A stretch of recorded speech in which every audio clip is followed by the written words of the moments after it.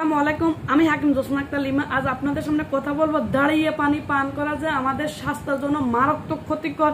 এই টিপসটা আমি এই মেসেজটা আপনাদের মাঝে দিব। প্লিজ আপনারা এই ভিডিওটা শেয়ার করেন, অন্যকে দেখার এবং জানার সুযোগ করেন এবং ভিডিওটা আপনি কন্টিনিউ করতে থাকেন। দাঁড়িয়ে যারা পানি পান করেন এবং যাদের পানি পান করা অভ্যস্ত আছে তাদের জন্য কিন্তু আমার আজকের এই মেসেজ।